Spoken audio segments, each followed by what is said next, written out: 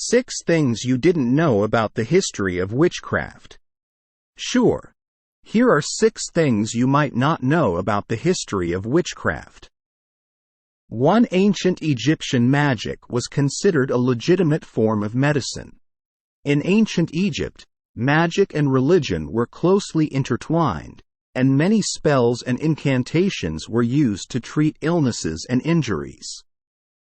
Medical texts from this time period describe how doctors would use magic to help their patients heal faster and avoid infection. This practice continued well into the Roman Empire era, where it became known as medicine by means of words. 2. Early Christianity persecuted women for practicing midwifery. Midwifery has been an important part of many cultures throughout history. But during the early years of Christianity, women who practiced midwifery were often accused of being witches and were persecuted along with them. This is because midwives were seen as having too much power over life and death, which made them vulnerable to accusations of using that power for evil purposes. 3. The Salem witch trials were not just about witchcraft. While most people associate the Salem witch trials with witches casting spells and cursing others, the reality was actually quite different. Many of the accused were women who were accused of cunning craft, meaning they had knowledge of herbs, potions, and other natural remedies that could cure or alleviate symptoms. These women were seen as threats to the established medical establishment and were punished accordingly. 4. Medieval Europeans believed in a type of witch called a good witch.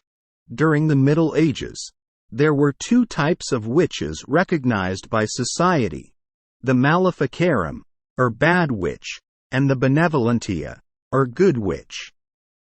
Good witches were those who used their powers for positive purposes, such as healing and protecting. They were often revered and respected members of their communities. 5. African traditional religions have a long tradition of divination. Divination is the practice of seeking guidance or insight through various methods, such as reading bones, shells, or cards. Many African traditional religions have a rich tradition of divination, which was often used to communicate with ancestors and spirits. European colonizers saw these practices as superstitious and tried to suppress them, leading to a loss of cultural heritage. 6. Modern-day witchcraft draws on both ancient and modern sources.